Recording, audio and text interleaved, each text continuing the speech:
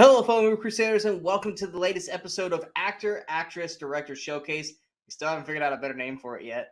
But yeah, we're talking today about Bruce Willis, Sandra Bullock, and Edgar Wright. Reasons why? No reasons. We just chose them. We just felt like it. I basically went, Brian, who do you want to talk about this month? Especially the director. You're always just like, Brian, you pick director. I don't know directors. I'm like, oh, okay, here's somebody. Hey, I picked the director for next month, so we're good there. But we're talking about Bruce Willis, Sandra Bullock, and Edgar Wright. Like I said, I love all three of these people. I am a big fan of all three of their movies. Granted, both the actor and actress haven't really done a whole lot lately, or at least in a while. I mean, they still make movies, but nothing that makes me go, yes, you know. Hey, but in a technical sense, I suppose they're still making movies. But I think honestly, I think why we're picking Sandra Bullock is because she's got Lost City coming out here like next week. Yeah, which I'm actually excited to see that movie. Bruce Willis, we just picked Bruce Willis because it's just Bruce Willis. And Edgar Wright, Last Night in Soho came out last year, and we love Edgar Wright. So we'll talk more about that when we get to Edgar Wright. But any thoughts on the three that we picked before we start jumping in? No, I mean, well, Bruce Willis is one of the people when we first came up with the idea for the show. I was like, we're going to talk about him at some point because his career definitely has some trajectories worth exploring, which we'll get into that. Yeah, and Sandra Bullock was because she had a movie come out this week. Edgar Wright was just let's pick a director we like. So there you go. Yeah, we're gonna start with Bruce. Now I guess for you, and this is not me picking on you. Obviously you knew Bruce more than I do. Or I mean, you probably were introduced to Bruce before Die Hard, right? Because because Bruce Willis, I knew from Moonlighting. Yeah, I was like Moonlight. I was like, what was the show? Yeah, so I had seen Moonlighting, and I really enjoyed that show quite a bit. It's a really fun show. Not just him, but the whole show. But he was obviously kind of the breakout star of this because I mean he was just this fun-loving, happy, comedic guy. Which if you tell people today that he used to be like a comedy guy, they'd be like, Bruce Willis, really? Because anybody who didn't know him back then is like, but he's so serious and straight and kind of boring and morose. I'm gonna touch back on that part of that. But yes, but he was just like the. I'm trying to think like young Bruce Willis, who he'd equate to today. Not Pratt or Reynolds, but he had that like charismatic kind of like. It was. I mean, I would say his early career was Reynolds-esque, not to the same degree that Ryan Reynolds does it. Oh, yeah. It was that same as very much. It was very sarcastic. He was very funny. He was all about comedy. And so I had seen him in that, and he did a couple of movies like he did like Blind Date was one of them. There's another one called Sunset. But he was mostly just doing his moonlighting thing. And then, of course, they cast him in Die Hard, which is one of those things where everybody's like, really? The comedy actor they put in Die Hard? Which apparently they went to him only because, like, everybody else in town turned it down. That wasn't very smart of them. Yeah, but, what was the Netflix show? You made me watch it because of, I think, Die Hard. Actually, was it Why We Love Movies? Or did he do one of those Movies That Made Us thing? Yeah, the movies that made us. Die Hard was like the first episode, I think. Yeah.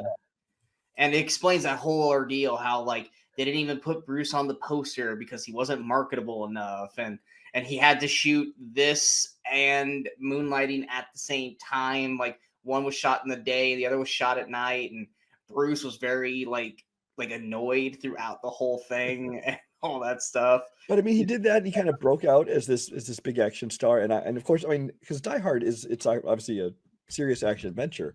But there's definitely a lot of Bruce Willis in that. A lot of the one-liners and the comedy is just like he really gave that a lot of personality to what could have otherwise been a very just straightforward action movie. And of course, from then his career took off in the action category all over the place. But he still was doing doing comedies now and then. Look Who's Talking movies. He was doing voices in those, basically getting paid like gigantic money for doing voiceovers. So he had a good balance for a while of action and sci-fi and comedy in that, and then we get into the later career. But first, let's talk to you about where did you first get introduced to him? I would like to say it's Die Hard, but the problem is when Die Hard came out, I was 4. So probably my introduction without knowing it was him was probably Look Who's Talking. When he was the voice of, wasn't it he the voice of Mikey? I think it was Mikey. Yeah, Mikey. So I mean, probably that would have been necessarily my introduction, but I mean, in terms of like visually going, that's Bruce Willis, was It was Die Hard. It was totally Die Hard. What's funny for me is that Moonlighting, I always thought was a movie because whenever I saw it, I was just because I never knew Bruce Willis did TV, just like a lot of people didn't know Tom Hanks did TV. Yeah. And so every time I would see Moonlighting on, I just thought it was a movie, like a rom-com he did before Die Hard. But yeah, and like I said, with comedy, like Bruce Willis is hilarious. I mean, one of my favorite comedies of his, I don't think it aged as well as it did back in the 90s, but I loved it in the 90s, was Death Becomes Her, where he basically kind of plays a cuck to Meryl Streep. He does, and it's very slapsticky. It's very like a broad kind of comedy to absolutely. It was Meryl Streep and was it Goldie Hawn? Goldie Hawn, yeah. Yeah, it was Goldie Hawn. You know, and then he and a lot of people, I think, a little bit younger than us, but still kind of around our same range. In terms of comedy, Friends. He had like that 2-3 episode arc on Friends. He was hilarious in that, which led to the whole 10 yards, which I know you're not a fan of those movies. It's actually the other way around. I think he was on the whole 9 yards with Matthew Perry, and then they got him to be in Friends. I thought that's how it went, but I could be wrong. I could be wrong. I thought it was they did it from there. I'm going too far up his list. Okay, so Friends. It's not important what happened first. Yeah, it's really not. But I mean, they were both in Friends and Whole 9 Yards were both in 2000. So they probably shot the movie before he shot Friends. So technically that would be right. But I mean, in terms of his comedy, like he is a very, very funny guy, you know, and then obviously he can do his drama. He's an actor that can do everything. Except I don't think I've ever seen him sing.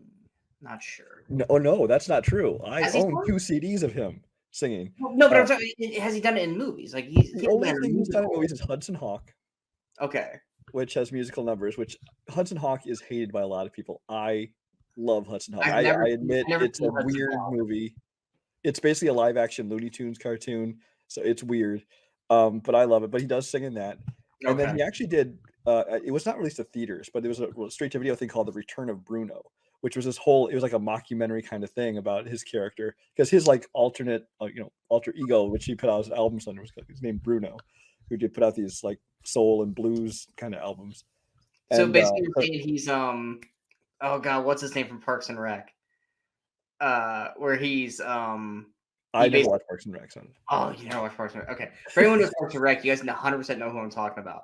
Where he moonlights as a jazz trumpet singer, and no one knows who he really is.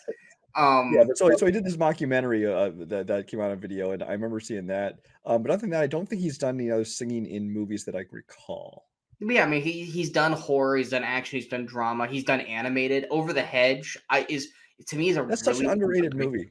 I was gonna say it's so underrated. It's such a good movie. I loved Under the Hedge so much, and I almost put that up in the ranking for my 3 movies because like, see, he could do kid stuff too, but it's not though. But honestly, I mean, when you think of Bruce Willis, and it kind of comes down to his legacy, it's Die Hard. It's got to be Die Hard. Honestly, one of my movies, and granted, I know it's kind of like you with Hudson Hawk. This movie's been technically shit on by a lot of people. I've always really championed him for the movie Striking Distance. I thought Striking Distance was really good. Now, granted, I haven't watched it probably since the 90s, but I mean, I can never hear Little Red Riding Hood song without immediately thinking of that movie. I really enjoyed that movie, and I thought he was awesome in it. Bruce Willis, to me, outside of like Cop Out, he tends to always be my favorite parts of movies when he does what? Brian, what do we always say is the biggest problem with Bruce Willis nowadays? When he actually cares. There you go. When he actually tries, or when he's awake. Yeah, because he's gotten to that not I don't want to say that age, but he's got to that point where he kind of like the Nicolas Cage thing, where he does so many like movies that are just straight to streaming, or it's just all straight to VOD, straight to DVD, basically paycheck movies. And you're just like, dude, you don't need to do that. You're so much that, of course, this year at the Razzies they gave his own category. Yes, and like that's the thing too. Is like every time I see a new movie pop up on like movietrailers.com, like on YouTube, I'm like, oh, new Bruce Willis movie, and I was like, oh, this is one of his shit films. And it's like, well, it's just like since like 2019, I think is kind of what really started. I mean, he'd done a few straight to video thrillers here and there. He do put out like 1 or 2 a year, but from like 2019 to present, he's put out like 24 of these movies. It's Yeah, it's insane. like, what are you doing this weekend? I'm shooting a movie. Well, and then see, I want to touch on this briefly because there's recently been these unconfirmed reports. I don't know if you've heard about this. Basically, one of the directors of one of these straight to video movies came on some forum and they were kind of defending him because people were bashing Bruce Willis. And they basically said that he's been experiencing like some early stages of dementia. And so his thing has been trying to repair his relationships with like his first wife, Demi Moore, of course, and his current wife and his kids, as well as just making as much money as he can right now while he can, which So basically, kind of makes the whole thing a little bit. He's trying to do a Walter White Breaking Bad, make as much money as he can for his family before he dies. Yeah, so I mean, which this has not been confirmed by any like real source anywhere. Nobody can tell for sure if this director is really the guy who he says he is. If true, then I get it, but it's still sad what he's done to his legacy. Yeah. And it also makes it even sadder that they're doing the category at the Razzies if it's true.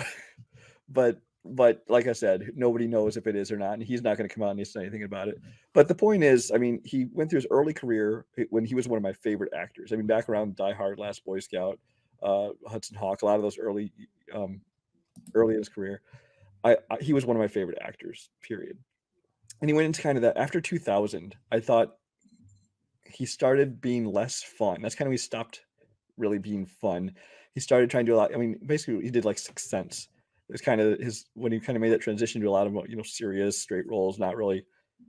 I mean, I'd say after 2006, like when they made him. There's still a movie here and there. Well, no, but I'm saying I want to say it's pretty much right before he started Live Free Die Hard, or it was like right when he started Live Free Die Hard. That's when he started to see it kind of bow a little bit, because like before that, he's still every year or two he's coming out with something. You're like, oh. Every couple of years he come out with something, and then then by the time he hit like 2010, it'd be like once in a long while you'd see, oh, that's a good Bruce Willis movie. But for the most part, it was like, okay, doesn't care anymore. Yeah, he would just sleepwalk his way through these roles, and especially in these straight to video ones, I've seen a few of them, and most of them, of course, they have him on the cover, but he's in about 5 to 10 minutes of the movie. And you can tell, I've heard this, and you can kind of tell that they're feeding him his lines through earpiece, because he's basically just there to get a paycheck so they can put his name on the cover. The movies he's always playing like a cop or an Navy SEAL, where he always has the calm thing in his ear anyways, which is kind of clever in a way to pull that off. Yeah. But I mean, because I'm looking at it, I'm looking at his filmography, like, because you said 2000s. I mean, 2000, you had, Whole Nine Yards, Friends. He, did the kid movie, The Kid. Then you had Unbreakable. You got Tears of the Sun, which is I'm a fan of, which we talked about in the Movie Crusaders. That was 2003. He had Hostage, which you and I both love, and Sin City in 2005. And then he started doing like Alpha Dog, Lucky Never Slept, 16 Blocks Over the Hedge in 2006. And then that's when things started to kind of go few and far between. Not saying he didn't have good movies, because he had the Red series. I suppose what I was thinking of is like in the 90s, he was more like in the 80s and 90s, he was more like this iconic actor to me. In the 2000s, he was an actor who was in some good movies, and then in the 2010s, you're like, yeah. Well, yeah, because in the 90s, you had Fifth Element, Armageddon. Yeah, I left out a bunch of those. Yeah, I mean, you got 12 Monkeys. 12 Monkeys. Pulp Fiction, obviously. But but yes, like Last Boy Scout, like you said, and all that. I mean, he's got so many iconic films where, granted, he tends to play kind of the same character, but he also did the same thing where he had the John McClane, where he was an everyday man, and he played those roles. Action films where he's kind of an everyday man, cop, whatever, and then he started to grow kind of into almost like a superhero, where he's, as soon as he lost the hair, he became like Vin Diesel all of a sudden, where he's doing all these more and more big things, and that, I frankly, I love Live Free or Die Hard. I do. But that is the one movie you're like, okay, John McClane would not have survived. Yeah, he's just like unkillable. Yeah. And also I think he just, because he was doing kind of that same kind of role, and there's certain actors who do that, and it's fine. Jack Nicholson is pretty much Jack Nicholson in all his movies. Yeah, Ryan Reynolds is Al Pacino in all his movies. It's fine. Not everybody's going to be a chameleon. Too. But I think that Bruce Willis got so comfortable doing that, and like even Kevin Smith in one of it, he tells us stories about working with Bruce Willis. Is one of the stories he tells is like, he's trying to give Bruce Willis direction, on this one action scene, and he's just looking at him like, dude, I've done this so many times. Don't direct me. Just say go, and I'll do my thing. And it's like, okay. Once again, one of those things, when Bruce cares or tries, then he's enjoyable to watch. When he's just in autopilot, it's you're just watching. It's like, okay, like it's not the Bruce Willis. It's almost like when you're watching a sporting event and you can tell that your player that you're really excited to see is in a slump. You're just like, well, he is great, but he's just not playing well tonight. Or more accurately, sometimes there's an athlete who's like, they really should retire, but they haven't yet. They keep trying to put out, keep trying to play, and it's kind of sad to watch them. I mean, yeah, like it just was. I think it was today or yesterday. Liam Neeson has another action movie coming out, and I was just like, Liam, stop, dude. Your last 10 haven't been good, dude. No, it's like, dude, just do something else, please. Like, I'm not saying retire, just do something else. And like I said, Bruce Willis had some space movie because Frank Grillo was in it and stuff, and I was just like, oh, this is gonna be good. And then I watched the trailer, I was like, oh shit, this is a VOD film. My excitement level just went woof, which the funny thing is the movie you're talking about is called Cosmic Sin. I was like, I knew it was space or cosmic. And the funny thing about it is that the poster for Cosmic Sin is just a photo taken from I believe it's Live Free or Die Hard, and they photoshopped a spacesuit onto him. I've seen the photos side by side. They have the same makeup and everything. Armageddon. They just do Armageddon. That would have worked. But I mean, that's kind of like I said, the crux of when it comes to Bruce Willis is that he started in the 80s, had that breakthrough role with Die Hard, went to kind of meteoric rise through the 90s, and then 2000s he mainstayed, and then 2010s he's trickled off to now it's like you see Bruce Willis. He's a punchline. Sadly, I mean, he's a respectable punchline. Where it's like when Nick Cage is doing those things, it's like Nick Cage is Nick Cage, and he's gonna do something. It's like, and he does something. He's like, well, I gotta see what Nick Cage does in this movie. Like, the movie's probably shit, but I gotta see what Nick Cage does. Well, the thing is, Bruce Willis rooting for these people because, like with Nick Cage, is like he comes out with a new movie, like, well, maybe this is gonna be, and like Pig comes out, you're like, wow, he's really good in Pig. See, he's still got it. So, but then his next movie comes out, and you're like, no, he's still pumping out the shit too. And I think Bruce Willis is the same way. It's like once in a while he comes out with a regular, like a not straight to VOD movie. And you're like, maybe he's gonna come back and care this time. And too often it's just like, shit, no. Yeah, and we'll talk about Nick. I don't want to go straight to Nick Cage. Yeah, we will definitely talk about Nick Cage at some point. But yeah, I mean, I'm just waiting for. I'm trying to think. What was the last movie where Bruce Willis to me actually was like, fuck yes, this is Bruce Willis. The last one I think that it looked like a real movie was Glass. The last one where I feel like he sleepwalked through Glass. That's what I'm saying. But the last time I think that he actually cared. I'm like going down the lists. Maybe Looper. I would say it's either Red 2 or Looper. See, the Red movies, he was kind of sleepwalking through some of those things. Then it's got to be Looper, which was 2012. Yeah, and even that, the last one I can think of where he like really seemed to care. Even like Live Free or Die Hard, for instance. I love Live Free or Die Hard. I think it's maybe the second best Die Hard movie. I would say third, but yes. But even that one, there are scenes where he seems like he really cares, and there's other scenes where he seems like he's going through the motions. As much as I like the movie, so I mean, if I'm going to go back to where I think like he really cared about acting, I'm going back to Armageddon or something. I don't know. It's been a while. I would probably go to Sin City personally, or Hostage. I don't think Hostage was more just because the cast was so damn good and no one watched that fucking movie. Which one? Yeah, Hostage.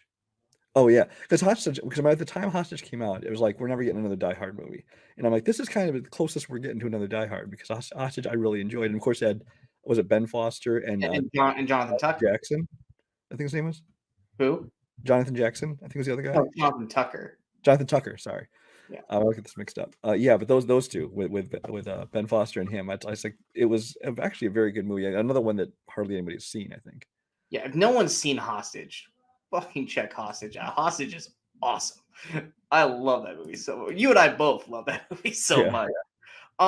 So I mean, I guess when it comes down to it, I mean, if someone had never seen Bruce Willis's movies, what to you are the 3 films that you would introduce someone to Bruce? Well, I know you don't like to pick franchise movies, but you cannot No, talk no, about I'm, Bruce Willis. no. I didn't want to pick MCU movies. Oh, is that what it was? Okay. For Paul Rudd, because it's Ant-Man, and Ant-Man's the one. Yeah. I love Ant-Man, but he's the one MCU movie where it's like, man, you can kind of skip those. That I don't care about picking franchise movies. It was just I just didn't want Ant-Man for Paul Rudd. So, but you can't talk about Bruce Willis without talking about Die Hard. That would be number 1. I mean, it's like my number 2 favorite movie of all time. It changed the action genre forever, because I mean, before that it was the unstoppable force of like Stallone, like Rambo, or Schwarzenegger characters, and this kind of changed everything. So after this, you got so many movies that were Die Hard on a blank, Die Hard on a bus, Die Hard on a ship, Die Hard in whatever, because it was the everyman, taking on the I mean, we're literally going to be talking about Die Hard later with somebody. Exactly. So I mean, you can't not talk about Die Hard, because that's kind of was his big breakthrough, B, his best movie by far in my opinion, and just such an iconic movie and what it meant to the genre in general.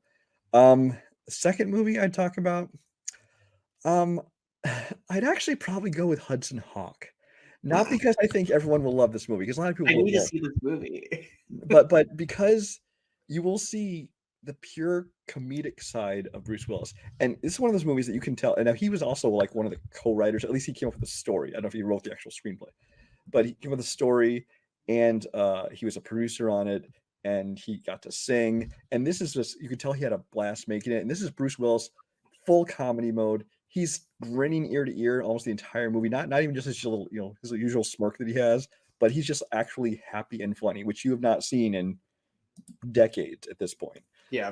So I would say people should check that out just to see the more comedic side of Bruce.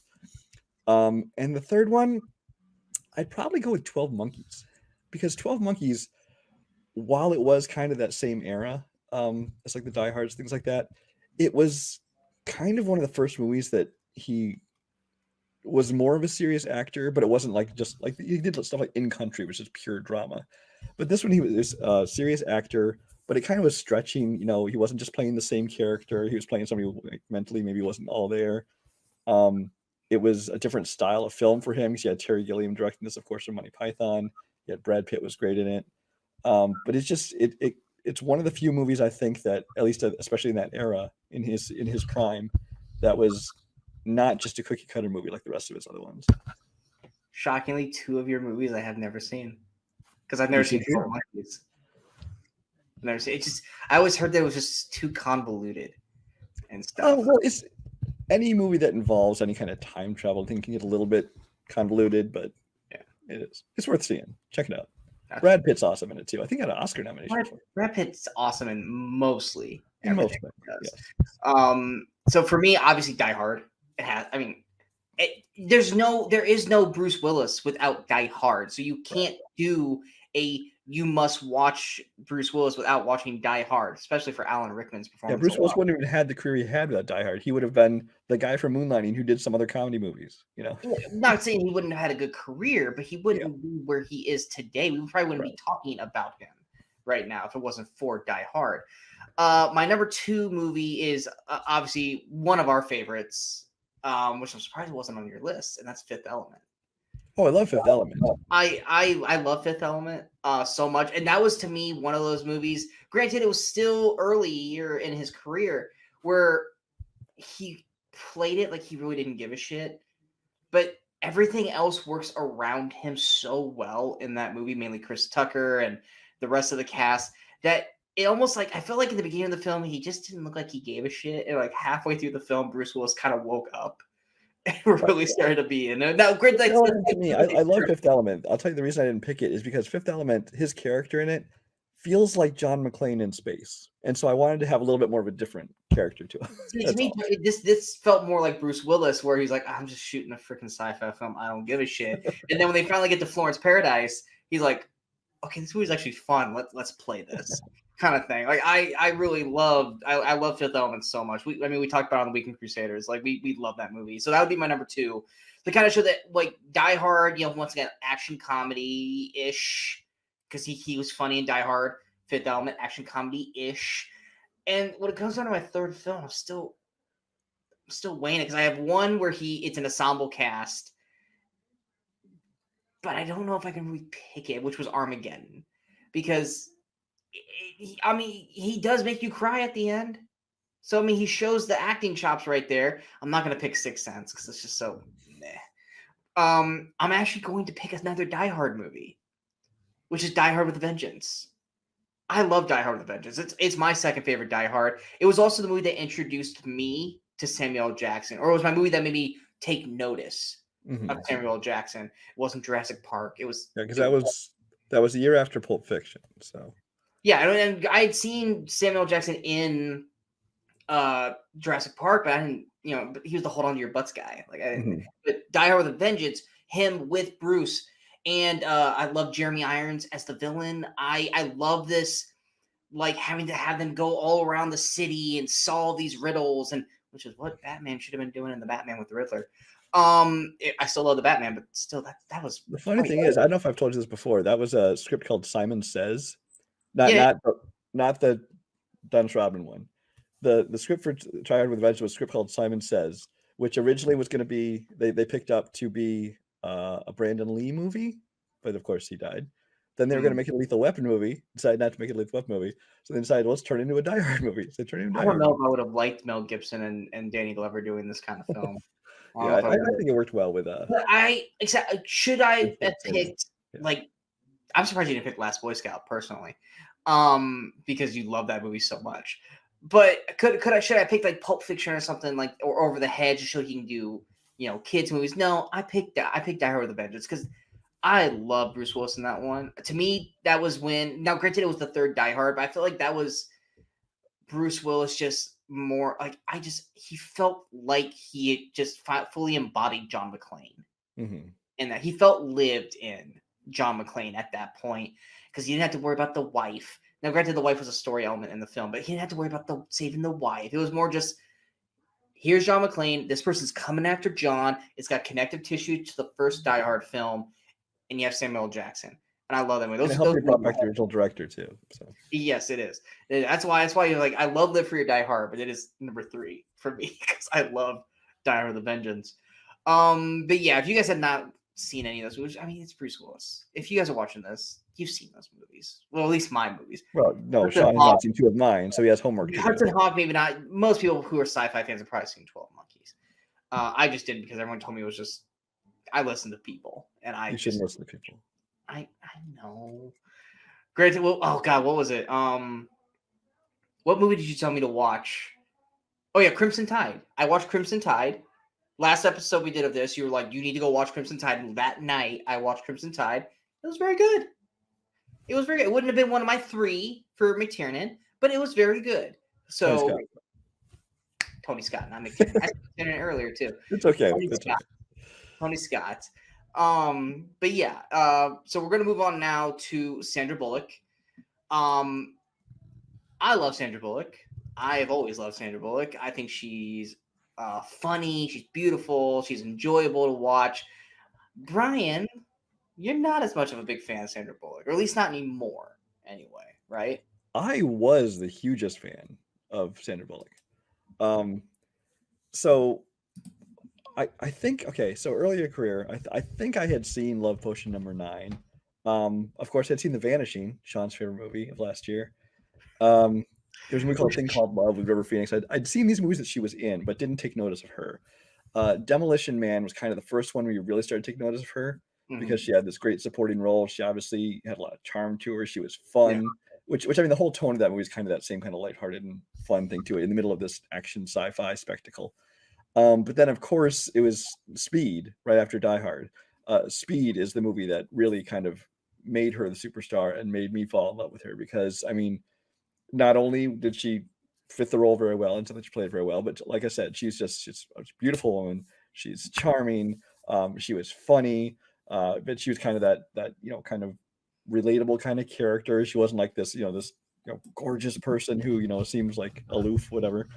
And so from that point on, I fell in love with her for the good next several years. I mean, she did While You Were Sleeping. She did even in movies like The Net and 2 by Sea and all these movies that she did. That some of them were good, some of them not so much. But I was like in love with Sandra Bullock. By the time she hit, it's kind of the same kind of thing. By the time she hit around 2000, she started doing a lot more. She went 2 ways. She started doing a lot more serious roles because she wanted to expand herself as an actress to dramas. And she started doing a lot of these comedies that just were not my kind of thing. The Miss Congenialities, the Heat, the some of these things. I was just like, did not get into those as much. And there's nothing wrong with them. They have a lot of fans, but it's just not my kind of thing. So she's an actress who I loved early in her career. I don't dislike her now, but like putting her name on a project doesn't make me go, "Ooh, I have to go see that movie." And superficial as it may be, I hate the plastic surgery that she's clearly had. You can tell, like in the last 10 years, she's got a lot of facelift and they got her nose done and things like this. And I wish people would they look beautiful naturally. Just saying. So I mean, as it is now, I take her on a project by project basis. I mean, I think I probably see most of the movies she's in, but I don't go in with any kind of excitement. It's just kind of like, we'll see how this one is. There was Sandra Bullock, and granted, you saw her in The Vanishing, which I didn't see The Vanishing until last year. Which, once again, she's completely underutilized in that movie. I mean, she's second fiddle to Kiefer's yellow sweater while he plays hacky sack. And it's hacky sack, yeah. Yes. I never saw Love Potion #9, so for me, my first introduction to her was Demolition Man, which I loved her in. She's hilarious and she works perfectly balanced with Sylvester Stallone for the comedy. And then, of course, Die Hard on a Bus. We get Speed. And like you said, boom, stardom. And then for me, she comes right after that with While You're Sleeping and then A Time to Kill. Granted, she had a smaller role in that, but she was great in that as well. And Sandra Bullock kind of just exploded into this great, actress. And, she can do comedy. She can do rom-com. She can do action stuff. I mean, she did Speed. I don't think she was bad in Speed 2. I think Speed 2... Oh, Speed 2 had a lot of problems. She wasn't one of them. No, the two things to me work in Speed 2. Her and the over-the-top performance of Willem Dafoe. He knew what movie he was in. Is there any other kind of Willem Dafoe performance? No, but I love... that was my introduction to Willem Dafoe, was Speed 2, Cruise Control. That's why I don't hate Speed 2, Cruise Control, because I love Dafoe's performance in that film. And those two were the best part. Everything, Jason Patrick and the boat going through like the entire town, like that whole story of it, everything was like I love watching that for Willem Dafoe. It's a train wreck, but I'll watch it over and over again. But with Sandra, it's actually the boat wreck, but okay. What's that? Yeah, it is a boat wreck. But yeah, I like The Net was kind of 2 by Sea. Hope Floats. I mean, I wasn't really crazy into those. But even in bad movies, though, in that era, I liked her. Like I watched The Net so many times after it came out. I ordered that movie and I watched that movie so many times just because of Sandra. You know what movie I watched a lot of that a lot of people didn't like was Murder by Numbers. When she did Murder by Numbers, what was the other one? Premonition, I think, was the other one. She started doing Premonition was one, and then get really serious. Like I can do gritty roles. It's like, yeah, and then they weren't terrible movies. What's that? They weren't terrible movies. They just. No. Yeah. And then honestly, I love the ballsiness of her. I mean, she's nominated for Best Actress for The Blind Side, which I still have not seen that movie because she doesn't look appealing to me in that movie. She just comes every time I see a scene of her, she comes off annoying. And I don't want to watch an annoying Sandra Bullock. I want to watch a fun Sandra Bullock. But she's up for Best Actress for that performance. She won that, right? Didn't she win? I think so. Was supporting actress or whatever. And then she wins the Razzie for All About Steve, which I also never saw. And she goes and takes the award. She shows up. No one ever shows up for the Razzie. She's the second person who ever showed up for it. The first one being Halle Berry for Catwoman. Yeah, Halle Berry. So I love the balls on her that she was like, well, fuck, if I won, I'm going to go. I don't hate All About Steve. All About Steve is actually better than a lot of other movies that people like of hers. I don't think it's her performance in it. It wasn't the movie. I mean, the movie is bad, but it's just it's the performance, which I don't. It's just because she's playing it so over the top. Such a flighty, yeah. Yeah, and then I never saw Blind Side which is weird because I love football, so I have when I watched that movie. But it's just for some reason it's one of those movies where it's like I don't have an interest in seeing it. But I mean, and then I love the quirky kind of where she's kind of like this A-type, like stuck up her ass kind of character. I think that's her bread and butter with Miss Congeniality and The Proposal and The Heat. That's Sandra Bullock's like sweet spot for her comedies. And it works for me. It doesn't work for you apparently, that's why to me I'm excited for The Lost City, because she's playing this character who writes these things, who thinks Channing Tatum's character is just utterly ridiculous because he's basically a model, and then she gets thrown into this crazy situation, and then Sandra Bullock just goes and be funny Sandra Bullock, which is why I'm excited for that movie. And like you said, case by case basis, you got to take like Gravity. I think she was fantastic in it, but I think Gravity's kind of overrated. Like, so overrated. And I would include her performance in that. Her performance is fine, but it's not Oscar. It's visually beautiful. She does great in it. But it's a movie you watch once, you're like, okay, cool. Honestly, and this is no disrespect for her, if you told me Sandra Bullock wasn't in Gravity, it was Anne Hathaway, I'm like, was it? Because I feel like you could have interchanged them for that role, and I'm like, oh shit, sorry, my bad. probably. And yeah, it's but then she started Ocean. She didn't start it, but she did Ocean's 8, which I quite enjoyed her in. I hope they continue that. I guess it'd be Ocean's 9. I guess what they're doing. But she does these things, and then she'll do some weird ones like Bird Box. I thought she was fantastic in Bird Box. The movie itself kind of fell apart near the end of the film, but I thought she was great in it. And then last year's Unforgivable, I felt like she was trying too hard. Which I didn't see. You didn't care too much for that one, right? The problem with Unforgivable was it would have been great. It would have been better if it was a limited series, like 6 to 8 episodes, because there's too many plot points and plot lines and not enough time of the movie. Because there would be times where they'd be going down this track and like, okay, this is interesting, and then like, oh, we don't have enough time for that. Cut it, and it just stops. And he's like, wait, what about this? And here's these two characters. What, they're important. I don't give a shit about them, but they didn't give me time to give a shit about them. And then they made them too important. And she's over here just kind of being like this kind of morose, kind of just like character, kind of like almost like a Clint Eastwood-esque character in a way. And like, great that she's trying to do something gritty, and she was trying to get noticed by doing kind of like Nicole Kidman did a movie a couple years back where she was all like no makeup and. Oh yeah, is it? And it like they're like, oh, she's gonna get an Oscar nom for it, and she got nothing for it. Yeah. I'm blanking on it, but this was kind of Sandra Bullock kind of trying to do the same thing, different story, obviously, but it was kind of her doing the same thing, and it ended up not really working. And now she's not really doing that much anymore, because I just saw an article saying why hasn't she been doing that much? She says because she likes being at home. And she just doesn't want to. Yeah, because she adopted a couple kids, if I recall correctly.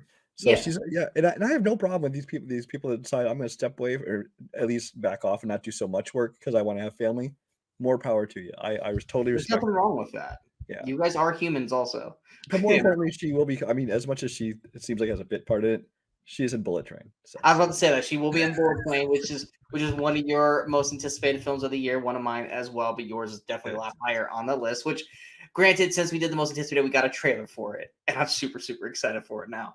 But yeah, Sandra Bullock, to me, the stuff that you don't like about her is the stuff that I do like about her, or it makes me like her more, because I do think The Heat, which Melissa McCarthy is very wish-wash. You either love her or you despise her. And I thought The Heat, I thought they worked really well together in that movie. You clearly do not.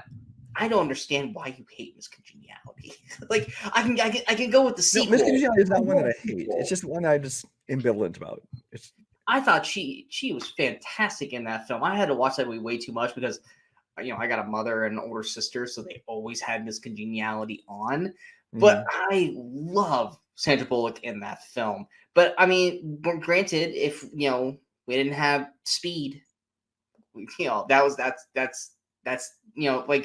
Die Hard to Bruce. Sandra Bullock had to have Speed. Now, could she still have done like While You Were Sleeping and all that stuff? Absolutely, but without. And granted, she had Demolition Man previously. We loved her in Demolition Man, but Demolition Man, as much as we love that movie, that didn't make Sandra a star. Yeah. It Well, made the us take funny thing is I know how much you love when I just throw in these random tidbits. You're like, okay, Brian, whatever. But her career, like you said, these movies that launched her into being a star. It's funny because Demolition Man was supposed to be Lori Petty, Yeah. and then Speed was originally going to be Ellen DeGeneres. Two people who would have not worked at all in those movies. Well, Lori Petty, I could have seen maybe work. Lori Petty, I could have seen work. But Ellen DeGeneres, I don't see at all. Lori I must have been a Petty. very different role in the Ellen DeGeneres version. But I'm just saying that the fact that she was brought in as the second actress, and then it turned out to be movies that made her a star. So. Plus, it also led to the Keanu verse of it all with this and was it Lake House, and then That they is do one of the most underrated movies. Lake House is actually a really good rom-com, guys. Yeah, it's not really a rom-com. It's more of a drama. It's a chick flick rom-com for a lot. A little sci-fi to it, even. It is, which is why it's not that bad of a movie, guys. A lot of girls are like, let's watch Lake House, and guys are like, no. It's like, no, seriously, watch Lake House, you'll be okay. But was that the only two movies they've been in? I thought there was a third movie. Those are the only two movies that they have third done together. Yeah.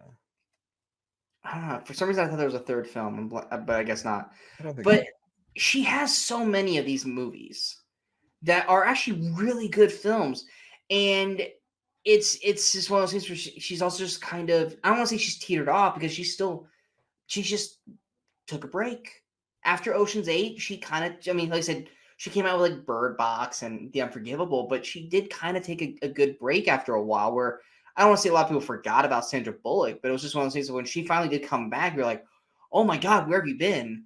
But the movies haven't been that strong, which is why I think she's coming back to the comedy aspect with Lost City. And I'm hoping Lost City is great, because I'm really, really hoping that when it comes out next week that it does do what it intends, which you got Channing Tatum being funny and making fun of himself, which we've always said, if he does that, Channing Tatum's gold. You got a funny, what looks like a Brad Pitt cameo. He looks funny. Daniel Radcliffe as a villain. We've loved in a lot of recent stuff like Guns Akimbo. Exactly. Daniel Radcliffe as a villain for the first time ever. I'm super excited to see what he does with that. And you got Sandra Bullock basically doing what she does best. The only thing that I think that can fail this movie is a bad script. So I'm super excited to see what she brings to this. But for people who have not seen Sandra Bullock a lot, or if you're trying to introduce Sandra Bullock to them, I'll go first on this one. You go first, yeah. What three movies would I introduce? Obviously, Speed is a given.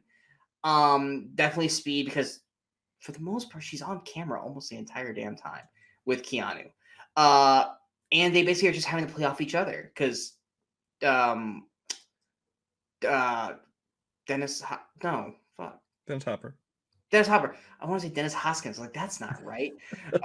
Hopper's phone the entire time. But so I would definitely do Speed as the first one. The second one is Miss Congeniality, because it shows she can do comedy, and just have fun with it. And so we got the action aspect, we got the comedy aspect. I was leaning towards The Proposal, but we already got Miss Congeniality, and they're basically kind of playing the same kind of character for the most part. It's just you have, Betty White and Ryan Reynolds in that. But I'm actually going to go with While You Were Sleeping, because, and had we not had done our Valentine's Day episode, I would not have picked While You Were Sleeping.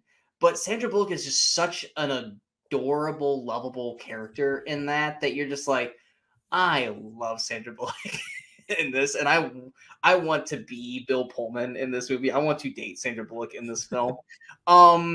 So yeah, those would be my three films. You got your Speed with your action comedy. You got Congeniality, once again comedy for the most part, not a whole lot of action. And then you got While You're Sleeping, your basic rom-com, stuff. She's got so many other great films as well, just like Bruce Willis. But what would be your three that you would pick? She does have so many other good films, but two of them overlap. Speed, obviously. While You Were Sleeping, again, just one of my favorite rom-coms of all time. I love this movie, like you said. It's one of those movies, just fall in love with her. You just wish that you could be Bill Pullman, like you said. Great ensemble cast that movie too, and it's a good Chicago movie, so how I like those. And the third one I'd choose, although I just saw this movie for the first time last year, I'm not a huge fan of it just because it's not my style of film. But for someone who I was introducing to Sandra Bullock, I would show this movie to them, and that is The Blind Side. Right. I don't love The Blind Side. It's fine. But I think that Sandra Bullock, if you want to show the dramatic side of her, the the Oscar-winning side of her, and what she's capable of doing, I think this is a very good showcase for her. Her character is not the most, in some ways likable, in some ways really unlikable, kind of a Karen. But but for the role she's playing, she plays it very well, and she does a great job acting. I think she deserved at least the nomination. I don't know what the win, because I don't know what else she was up against, but so I would definitely show people that movie just to show the more dramatic side of her. Yeah, I was gonna look up who she was up against, but you ended before I could get there. But yeah, it's I'm gonna have to watch Blindside at some point, but I'm just I think it's because she is kind of a Karen in the movie. Granted, Karen wasn't a term at that time, but every time I look back, I'm like, I want to like Sandra Bullock. I don't want to be annoyed. And Okay, that's from the nominees, I would have given it to her. Yeah. okay. I was gonna say, I'm pretty sure she was a clear cut favorite based off of who we had nominated for it. And speaking of basically, once again, crossing the streams in terms of our picks, we're going on to our director. The reason why we're going to cross the streams because he's only done 6 movies. So we're definitely going to have some overlap on our 3 films, and that's Edgar Wright. Unless we pick 3 separate movies each. No, because we're going to argue over who gets what. But so with Edgar Wright, yes, could we have waited till he had done more movies? But yes, but we're not going to wait like 5-10 years to talk about Edgar Wright. Edgar Wright is one of those directors that he's done 6 movies now. I mean, he's done other things too. But he's done 6 actual movies that are his, and for the most part, all 6 are either fucking amazing or just at least decent to likable, and no, just wow, we've really sucked. I mean, he's fun. He's got funny cast. He brings the best out of the cast that he has. He can shoot action really well. He can shoot a storyboard really well. He's very good with his music choices, no matter what the film is. He's already made a trilogy, even though they're not a connective trilogy. Edgar Wright to me is one of those directors like Spielberg, or Nolan, or one of those where if Edgar Wright has a new movie coming out, we immediately are like, yes. Which Brian and I are prime examples of. Was it 2 years ago? We heard Last Night in Soho, and we heard Edgar Wright horror film, and we were immediately just salivating at what this movie could be. And that's the beauty of Edgar Wright, is you just have to go Edgar Wright, this movie, and it immediately jumps right up to our most anticipated list because we love the way he shoots his films. I mean, would you agree? Oh, completely. Edgar Wright is one of those directors who, now granted, he's only had 6 movies, so he has time to put out a dud or two. But his least favorite movie my least favorite movie of his is still better than most directors' best movies. I mean, and I would say, when did you first notice him? But we've grown with him from his first film to his last. Like his first movie is where we all took notice. Oh yeah, because now, Shaun of the Dead is the first thing I saw from him, because I heard that everybody talking about this Shaun of the Dead. So I finally watched it. And I'm like, yeah, this is awesome. Now, I did go back and watch Spaced, which is the TV show he made that had Simon Pegg and Nick Frost. Have you seen Spaced? I was going to, and then I got sidetracked. It's a ton of fun, and it's definitely it's basically like watching early draft of these same characters that are in his Cornetto trilogy. It's definitely worth checking out. It's probably streaming somewhere. I don't know. Oh, I'm sure. But yeah, the first thing I saw was Shaun of the Dead. I mean, I guess I can just go through all those movies because there's only 6 of them. A lot of people do think that he did Paul because it's Nick Frost and Simon Pegg. He did not do Paul. As much as I would have loved if he did do Paul, he did not do Paul. He did not do Paul. I wouldn't doubt if he maybe. Oh, he probably had some or something. I'm sure. I think he like works with Simon Pegg on a lot of things. Honestly, I know he was actually a co-writer on Adventures of Tintin, which I love. I actually really love that movie. I'm not a fan of that movie, which is surprising because it's like Steven Spielberg, Edgar Wright, and Peter Jackson. It's like all together. And Andy Serkis. Yeah, just the animation style. I was not a fan of that whole mocap thing. But I mean, as far as Edgar Wright's movies, Shaun of the Dead, obviously the first one I noticed him. Hot Fuzz, I enjoyed a lot, but it was not I didn't like it as much as Shaun of the Dead. And World's End, I think, is the weakest of the three of the I trilogy. agree. But it's still a fun movie. It's still worth watching. It's not a bad movie by any means. It's got a lot of great, great cast to it. But it's not as memorable and funny to me as the other two. But what I've actually found myself really gravitating towards is the other half of his career, which is the non trilogy movie. And Cornettos. yeah, Scott Pilgrim is a movie that when it first came out, I was actually a little bit lukewarm on, honestly. But I think that had a lot to do with the people around me were like just gushing about it. Oh my gosh, this is the best movie ever. It's got the video game culture and blah blah blah. And I'm watching it going, this is so cheesy the way they're shoving in video game things, and it's just like, ugh. But it's one of those things where I think maybe that's just the mood I was in at the time, or just sick of hearing about it or whatever. Because I rewatched it later on and liked it more, and I rewatched it later on and liked it more. And every time I watch that movie, I more and more love it to where now it's like in my top 50 films of all time. I like Scott Pilgrim so much. In no small part to Mary Elizabeth Winstead. Uh, but I mean, just the style of it, and that really does. That's the thing is, it's through all his films, he definitely has that style of shooting that he does. Is the camera work and the editing and everything is very much that you can tell when it's Edgar Wright, and it's been in the years since then. A lot of upcoming filmmakers trying to kind of copy that. Sometimes works, sometimes doesn't, but he definitely has a very definite style to him, which is always a sign of a good director. Yeah. Go ahead. Sorry. I touched on the last couple. Go. Baby Driver. I actually love Baby Driver. Not as much as Scott Pilgrim.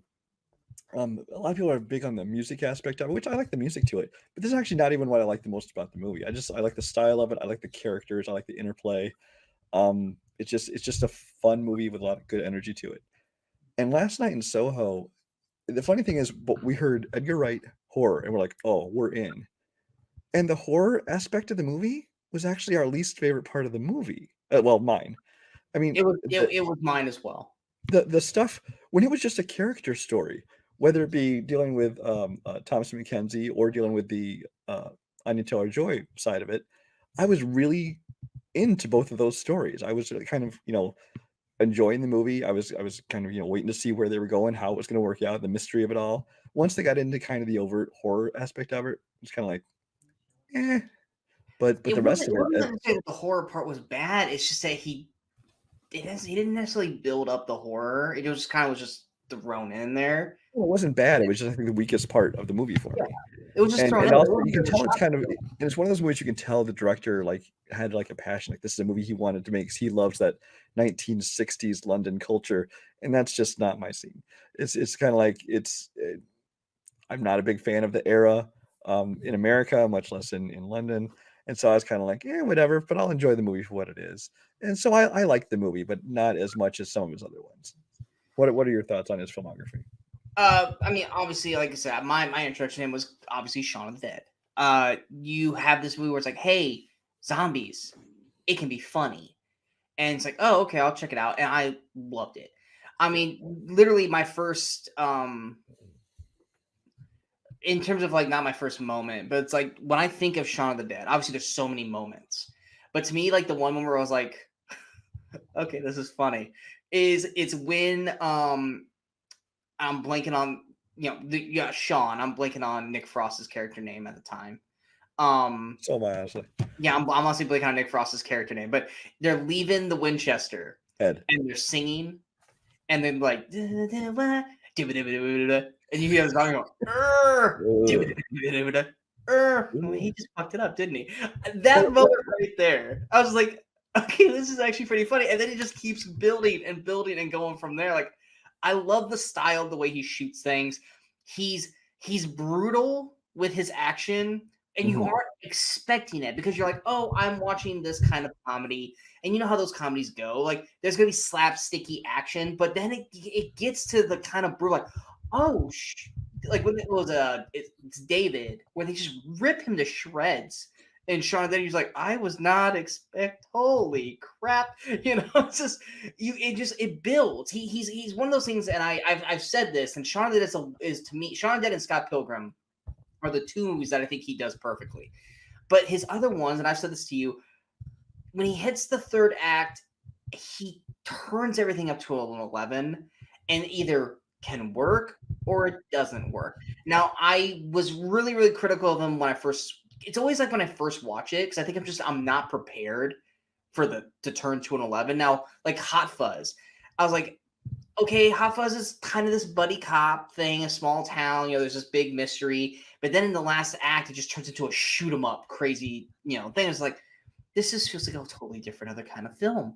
Like, what is he doing? And same thing with Baby Driver. Baby Driver is all about the chase and it's and being the driver. And then in the third act, it turns it up and it becomes this crazy, batshit crazy shootout with John Hamm and all this stuff. It's like, dude, this is a different film. Like, you just changed everything. Now, granted, I've simmered down on those thought processes because I've rewatched them, and I think the third act's mesh better now with me that I'm more open to them. World's End, it's fine, but once again, third act kind of loses me on it, and even we can even say with Last Night in Soho, third act kind of lost it. And that's always to me has been Edgar Wright's flaw. He does a phenomenal first act to hook you in with these characters and introduce you to the world. Second act, he kind of hits into the cruise control because you've already established the characters in the world and everything, and you can just enjoy the cool stuff that happens. And then he gets into the third act, and with Shaun of the Dead and Scott Pilgrim, rides it all the way to the end with some fun, awesome stuff, or goes over the top with Hot Fuzz, Baby Driver, World's End, and Last Night in Soho, which can work or not work. Like I said, I love all these movies except for really The World's End. Last Night in Soho, like I said, I think there were ways they could make the horror work and make it more like psychological horror, which he was trying to do. But then he added the ghosts in the movie, and you couldn't tell if they were real or if they were just in her head going crazy. And then the whole added element, which, yes, scary visuals, but just didn't quite mix with the rest of the film we were watching. And Last Night in Soho ended up becoming kind of one of our more disappointing films of the year. Granted, we still enjoyed it, but our expectations were so high. That it didn't like make my most disappointed list or anything, but it was like I expected it to be like one of my top 5 of the year, and it didn't quite make that. And I think it was just because I think he realized the story he was telling. He's like, I need to throw some more horror elements in there, and the elements that he threw in were really unnecessary and unneeded. And World's End, I don't know. Like, I love the thought process through it, but I just didn't like the execution of some of it, mainly the latter half of the film. But at Baby Driver, it didn't help that Simon Pegg's character was like innately unlikable. I think that was probably the problem with that, is I just didn't enjoy Simon Pegg in the movie, which thus kind of made me not enjoy the rest of the film. With Baby Driver, I remember the first time Baby Driver came out, I was like, it's kind of like you with Scott Pilgrim. It was like everyone's losing their minds. Like, it's okay, guys. It's not that great. And then I watched it a couple years back, and I was like, okay, this actually was actually pretty damn good. And then you start to appreciate also because you don't have because like especially with the Baby Driver soundtrack and the whole thing. They made this big deal about how the action is set to the music, and like the whole movie is kind of set to the music, and it's like, A, it's gimmicky, and B, not all of it really was. I mean, there are a couple scenes here and there where little things kind of coincided with the music, but for the most part, it wasn't. Which I will say, Edgar Wright is very great use of music in all his movies. Even Shaun of the Dead, his first film, was it "Don't Stop Me Now" was playing while they're beating up the zombies. All to the beat of hitting the sticks. I love that so damn. All the way through, obviously. Here, "Don't Stop Me Now," my brain goes to them beating on. Exactly. And then all the way through to like Last Night in Soho with that great song with Anya Taylor-Joy singing it. So he has a great use of music in all his movies. You talked about like Shaun of the Dead, how early in the movie you could like you already were sucked into his style. I remember just the opening credits alone when like he's walking to work through London, and like people are like these drones shuffling through the city. It's like they were already like zombie-like, even though they weren't zombies yet. It was like, but even that was set to the music, and I loved the way that was done too. Yeah, like they were all walking down like an alleyway, and they're all just nodding their head to the beat, kind of thing. And then you have Scott Pilgrim, which to me is a near perfect film. It really is. It really is. Like, and just going back, like once you actually like kind of take yourself out of the, I say take yourself out of the enjoyment of it, but actually like study Scott Pilgrim versus the World, you really realize just how fucking brilliant the movie is and how Edgar Wright pulled this off with just the way it was shot, the way they did the story, the way they did the characters, the way they got this cast, and just the way it just all works to the very end. And you take Scott, who is a glorified, unlikable douchebag character. He really And is. you build him and you make him grow. Granted, by still kind of doing douchey things, but by when he's forced to push into the envelope of fighting the evil X's, it starts to grow his character, and he's building as he goes through to the point where when you get to the end of the film, you actually like Scott. And I mean, you're always going to love Ramona because Mary Elizabeth Winstead, but you have these other characters like I'm blanking on the characters' names, but obviously Chris Evans. I love Chris Evans' character in this. Well, yeah, the cast. If you look back on the cast now, it's phenomenal with the people they assembled there. And I will always be my favorite. My favorite is always going to be Brandon Routh as the vegan because she does. Just like the whole veganism aspect of that movie is pure gold. And if we the cameos from, was it Thomas Jane and Thomas Jane? I can't remember the other guy's name off the top of the head, but it's just to just have a random like vegan police show up and just take his vegan powers, and then he just headbutts him into oblivion. There's so much about Scott Pilgrim, and like I said, we've already talked about this on Movie Crusaders, but it just like did he write the film too? No, it was a comic book. It was a comic. What am I that's just it. It's such a perfect marriage of a director and material because it was a graphic novel. It's a series of graphic novels, which I have right here actually, by Brian Lee O'Malley is his name. Yeah. And I remember seeing when Edgar Wright was making this movie, he was like releasing these pictures on Facebook and Twitter, wherever it was he was doing it, where he like had like side by side like the character with like in the comic book versus the his person he cast in it and everything. And apparently he used the graphic novel as basically like storyboards for his movies. Like if you look at panels in the comic, it's exact same like visually compromised everything as in the movie. I mean, super close. Like you could almost read along with it while you're watching it. And it's just such a perfect marriage of his style. Just worked so well with that. Yeah, and that to me, like, yes, I love Shaun of the Dead, but I loved the movie, but I didn't pay attention to Edgar Wright as a director for it. It was Scott Pilgrim that made me go, this is also the guy who did Hot Fuzz and Shaun of the Dead. Oh my God, I love Edgar Wright because he gave me this. And, and then immediately he went with World's End, which was like, oh, I guess you can't hit a home run on all of them, but then he follows it up with Baby Driver and Last Night So, and he almost did Ant-Man. I would have loved to have seen what his Ant-Man would have been. I really would love to see that. Yeah, because he even did that when they did that the demo reel or whatever that convinced Marvel to make Ant-Man. That it's like the test, kind of like they did with Deadpool, with that test footage. Basically, he basically made a thing which showed how Ant-Man could be done. It could be this exciting movie, and that scene that he made is essentially used in the movie. I mean, it's not the exact same scene, but it's the same style of it. It's clearly he had a huge influence on the way that movie looked, even though he didn't end up directing it. Yeah, I would, and granted, I know why he pulled out, but it's one of these where it's like I still want to see that. I want to see him do a superhero movie. I think he would do really good with Shazam. I think that's with that kind of character, with the style that I think he would be perfect as a Shazam director. Not that the guy who does Shazam is doing a bad job. I just think that's to me would be a perfect Edgar Wright like superhero movie. Honestly, as happy as I am to see Sean Levy do it, I'd like to see him do a Deadpool movie.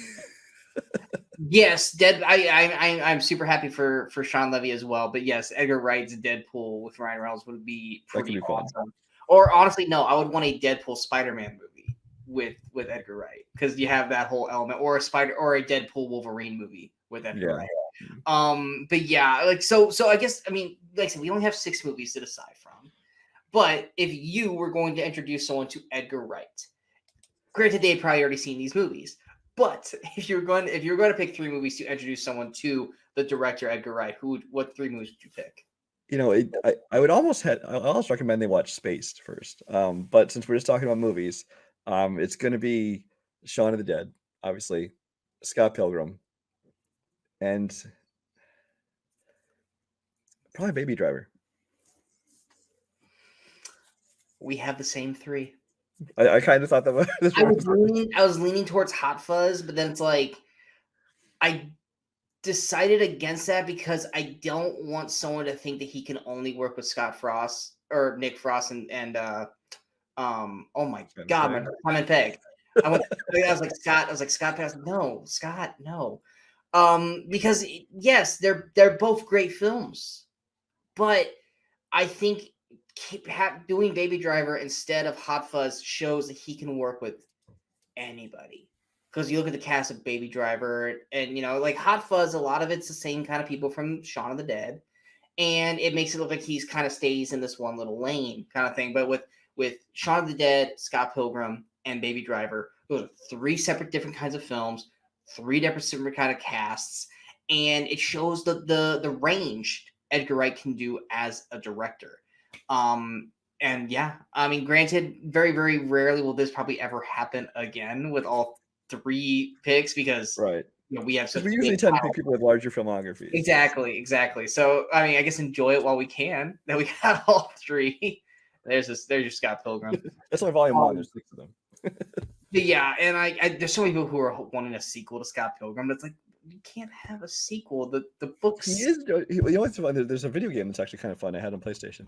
But there's he's making a kind of sequel to Scott Pilgrim. He hasn't kind of elaborated on it. He's making something else in the Scott Pilgrim world.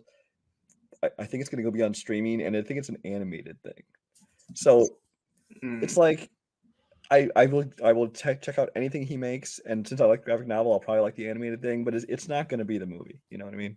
Yeah. But yeah, so that's our episode of the Actor, Actress, Director Showcase for March. We hope you guys enjoyed this episode. If you guys did, go ahead and hit that like, share, and subscribe button to the channel so you guys stay up to date with all the latest videos pop up on the Movie Crusaders. And of course, don't forget to follow us on all the social media outlets you see below. Coming up next week, we will have our Movie Crusaders Oscars show where Brian and I will be going over our predictions for the night. We'll make our picks and kind of like go up against each other on that. Plus, we also make or pick who we would have nominated for the main, I think it's six awards, director, picture, actor, actress, best and supporting, and animated. We're going to do animated as well because we didn't do it for the other show. So that'll be out next week. Also, we had our own Movie Crusaders Award show where we picked our own winners for certain genres and categories. So feel free to check that out. It took forever to edit. And then also, I got another review roundup where I reviewed 4 films. I reviewed Cyrano, which Brian saw. And Brian, what were your thoughts on Cyrano? I liked it very much. Now, you're not as big a fan of it, but I enjoyed it very much. I thought it was a beautiful film. I thought Dinklage did a great job. Fresh on Hulu, which Brian has not watched yet, and I urge everyone to watch Fresh on Hulu. Turning Red on Disney Plus, which did you ever watch it yet or no? I honestly have no interest in it. Okay. And then The Adam Project on Netflix, which I loved, and Brian, you also really enjoyed as well. Yeah. So check out that review for that. And then coming out this week, we've got X, The Outfit, Cheaper by the Dozen on Disney Plus, Windfall on Netflix, and Deep Water on Hulu. I will try to watch as many of those as I can, and I might probably have to do another review roundup where I just do one video for all of them because that's a lot of movies and a lot of videos, and I don't have that kind of time. But yeah, Brian, you have to watch 12 Monkeys and Hudson Hawk. So. Well, I'm not gonna do reviews for those. You have to do your homework though. Also, just a quick note: Spaced, you should all watch it. Is available free to stream on the Roku channel, on Tubi TV, and on IMDb TV. There you go. So if you guys want to see some more of Edgar Wright and Simon Pegg and Nick Frost, feel free to check out Spaced. Anything else you'd like to add before we go? No, that's it. All right. Well, until next time, I am Sean Watts-Krug. That is Brian Michaels. We are the Movie Crusaders. And in case we don't see you, good morning, good afternoon, and good night, Movie Crusaders.